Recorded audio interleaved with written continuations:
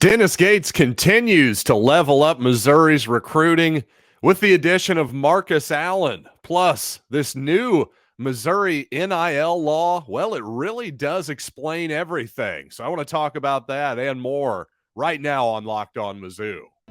You are Locked On Mizzou, your daily podcast on the Missouri Tigers.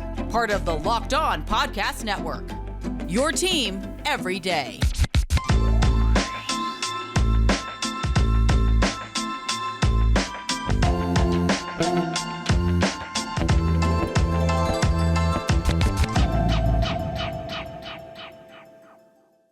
Hail you true sons and daughters, I'm John Miller, your Mizzou mafioso and the central scrutinizer of Missouri Tigers football and basketball. And you know, these days, every new potential hire can feel like a high-stakes wager for your small business. And that's why LinkedIn Jobs helps you find the right people for your team faster and for free. Post your job for free at linkedin.com/Locked On College.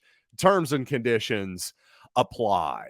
And obviously some really great news for Missouri basketball last night as the Tigers, as expected by many here the last few days, landed the services of Marcus Allen from the state of Florida, the Miami area, a guy who Charlton Young, Missouri's lead assistant, has been on for a long time, since back at his days at Florida State, since Marcus Allen was a junior high kid, basically. So obviously that relationship has now paid off in what most people have as the highest ranked Missouri basketball recruit since Michael Porter Jr. and Jonte Porter all the way back in 2017 now. So just based on that alone, on paper, you'll take anybody who's ranked that high, any four-star kid, right? But just based on what I can see from this young man's game, I think he fits great into what Dennis Gates wants to do. He seems like a team player, number one. He doesn't seem like a lot of maybe high-ranked guys who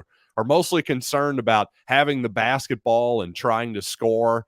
He's definitely not an I got this, clear out type of offensive guy whatsoever. In fact, he's more of a, what I would say is a decisive player at that end of the court, much more of a slasher, get the ball in the fast break and use his size and athleticism to make things happen at about 6'6" and 210 pounds or so. One thing about Marcus Allen's game offensively, his shot is going to have to come around a little bit, especially from the three-point line. But I think we've seen just in a short period of time here, Dennis Gates and his staff seem to have a real knack for improving guys' three-point shooting ability. So I'm not really that worried about his shot at this point, especially when you consider that, well, Gates in his short time, I do think he prefers, especially on the perimeter, I think he prefers a lot of experience. I think Marcus Allen will get ample time, sort of like Aiden Shaw did last season, to work his way into the system, into the program, and all that good stuff. And by his sophomore year, I think you'll see a big-time player in Marcus Allen. Certainly a guy who can contribute, I think, from day one on the defensive end of the court. But yeah, Marcus Allen, welcome aboard. This is a really exciting day for Missouri. And of course, Peyton Marshall, a big man, former Auburn commit, expected to announce his intentions on Friday. Everybody I've talked to, everybody I read really more accurately, says that Peyton Marshall is likely to announce his intentions to Missouri. So a lot of really exciting stuff happening right now. Obviously, this past season, Dennis Gates just wanted to stabilize the program, put out a good roster, and considering that, to get to the second round of the tournament in year one, now his first class we'll get to see this coming season. This class in particular, though, this 2024 class, boy, we're really leveling up here and getting some truly high-level guys, and that's really exciting times. And speaking of which, speaking of getting high-level guys, of course, on the football field, I've talked a ton about Ryan Wingo and Williams Winery, of course, the Lee Summit product, the defensive end player, 5-star. You know, a month or two ago, I talked to Brian Smith, Locked On's recruiting expert. I've talked to him about 3 times on the program. The first time I talked to Brian, I just remember thinking, you know what, Wingo was a real long shot, and Nwaneri was basically a write-off, in my opinion. I just didn't think there was any way that he was going to come to Missouri. Well, obviously now a lot has changed. The whole feeling around Nwaneri and Wingo has completely changed to the point where, well, Gabe DeArmond over at Power Mizzou gave Wingo a future cast. And one of his colleagues over at Rivals.com, Clint Cosgrove, has Nwaneri as a future cast for Missouri. So these are the type of guys, even though they are from the state of Missouri, that typically the Tigers are not going to get, especially after really 3 fairly mediocre seasons under Drinkwitz. We're essentially a 500 club under Drinkwitz. So it definitely made me question, well, what has changed here in the last month or two? Is it really all about this Missouri name, image, and likeness law that allows guys to sign? Oh, excuse me. Once they sign their national letter of intent, their NLI, well, they can get NIL money, apparently. Well, it's actually even better than that. Again, back to Gabe DeArmond at Power Mizzou. Just last night on his message board, he posted that actually this Missouri law is an even bigger game changer than what we initially realized. All of us on the Mizzou beat have been under the impression that, yes, this is definitely an advantage for Missouri. You sign your letter of intent, well, you can start getting that money immediately then. Well, it's actually even better than that, because as this is written here, it says, I'm just going to read directly from the law here.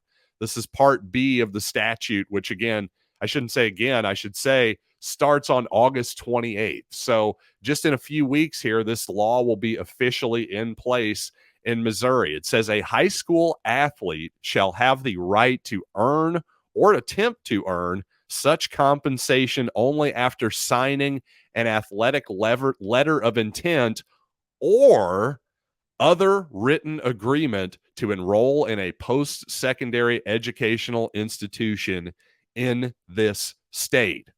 So in other words, yes, Williams Nwaneri, Ryan Wingo, you have to sign with Missouri, Missouri State. Does UMKC have a football program? Obviously, this is designed to help the Tigers. No question about that. And so basically what this means is if Williams Nwaneri, as Gabe lays out here, this is his example, if he commits to Missouri next Monday here in 6 days, he's going to announce, well, that means he could, for instance, sign a financial aid agreement and be eligible to start getting that NIL money as early as September 1st, as long as that document is indeed signed with one of the states within the state of Missouri. So how interesting is that? That means if you're Williams Nwaneri, well, you can start cashing in like Luther Burden has been the last year and a half or so, basically in less than a month, and not wait around until National Signing Day and all the way in February, I suppose. And yeah, that's a few months of real serious earning power for a guy who has been called a generational like talent on the defensive line. So indeed, as Gabe says, he finishes off his post here saying, honestly, guys, this is huge for Missouri. It's an even bigger deal than we realized, and we already thought it was a pretty big deal. So again, I've been wondering here, is it really all the law? Is that all it is to it? Why is Jeremiah McClellan, the presumed Ohio State guy, from St. Louis, we've all thought he was probably going there or somewhere else for months. Well, what's changed in the last few weeks? Quite simply, it really does seem like it's this law. And give Missouri credit, give Drinkwitz credit, DRF, Desiree Reed-Francois, and everybody for aggressively going after these guys and making it clear to them the kind of legal benefits that they have by staying here. Hey, I love it. Frankly, as a Missouri fan, how can I not love it? I love that we're capitalizing on what is, I guess, a bit of a loophole here, if you want to call it that, but certainly one that's going to benefit the Tigers, it seems. And, well, it's going to benefit Williams Nwaneri and Ryan Wingo quite possibly too. So perhaps this moves up Ryan Wingo's timeline a little bit. We shall see. But just putting this all together, it sure makes me feel more confident that Nwaneri indeed is going to pick Missouri on Monday. We'll just have to wait and see, though, here in 6 days. And coming up, speaking of Luther Burden, Well, that young man recently said his goal for this season is pretty simple. He wants to win the Heisman Trophy. But is there really any chance of that happening? Well, I want to delve into Luther's odds for the Heisman coming right up. But speaking of wagers, these days it really feels like when you're a small business owner that every single hire can be a big gamble. So you want to be 100% certain that you have access to the best qualified candidates possible. That's why you have to check out LinkedIn Jobs. LinkedIn Jobs helps you find the right people for your team faster and for free. And I can just tell you from experience, when you find that right team member, well, it's the best day you've had in your small business's life, because that person, it's not that you're spending money, you're trading money for a much easier life. And LinkedIn is going to help you get that easier life. So again, LinkedIn Jobs helps you find the qualified candidates you want to talk to faster. Post your job for free at linkedin.com/LockedOnCollege. That's linkedin.com/LockedOnCollege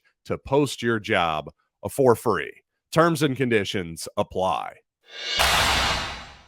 Thanks for making Locked On Mizzou your first listen every day. We are free and available wherever you get podcasts, including now on the SiriusXM app. And tonight on the app, you can listen to the St. Louis Cardinals take on the Tampa Bay Rays, or on channel 176. Or if you're a Royals guy, hear the Royals take on the Boston Red Sox, again on the app or on SiriusXM channel 182 on your radio dial. But you know what? I think Luther Burden is going to have a big time season this year. I really do. I think him moving to the slot, statistically, you're going to see his numbers go way up. And whenever my friends over at FanDuel Sportsbook actually post some season-long receiving totals for Burden, I'll be really interested to see what they are. If it's anything under, say, 900, 800 yards, somewhere in that ballpark, I'm going to be going over on Burden. I really think the targets are going to be there this season, and he's going to be more of a downfield threat, being a little bit in better shape this season and with better matchups on the inside too. It'll be easier to get him the football, quite honestly. But at 400-1 to win the Heisman Trophy, though, those are really, really long odds. Obviously, hey, $10 to win 4,000 sounds pretty good, right? Well, here's the problem. Wide receivers, for the most part, just don't win the Heisman Trophy. And I just don't see the Tigers, number one, being good enough for Luther Burden to win the Heisman Trophy. And I don't see him getting those kind of numbers either, because, well, if you really look at history, yes, recently Devonta Smith, Devonta, I've heard that back and forth for years now, but that young man for Alabama, yes, he won the 2020 Heisman Trophy as a wide receiver. He also did so with 1,800 yards and 23 touchdowns on the national champs. Listen, I really like Missouri this year. I think they're going to have a nice season. I'm predicting them for 8 wins as we sit here. I don't think they're going to win the national championship. I don't think they're going to win the SEC or they're playing the college football playoff. So even if Burden does have a monster type season, has, let's say, 1,500 yards and 15 touchdowns, I think we'd all be going crazy for that. He'd be first team all SEC probably. Still probably not going to win the Heisman. Again, historically, receivers just don't win the thing.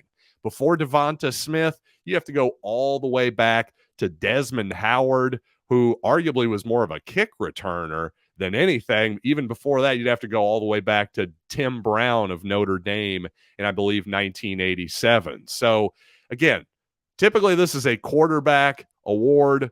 More often than not, it's quarterbacks, it's running backs, somebody who rushes for 2,000 yards, something like that. But obviously it's going to be 99 times out of 100, somebody who is at least a national title contender. As we saw, Chase Daniel made it to the Final Four of the Downtown Athletic Club in 2007, when the Tigers were essentially a Final Four team that year. So again, Luther Burden, I think he's going to have a great year. Love the young man.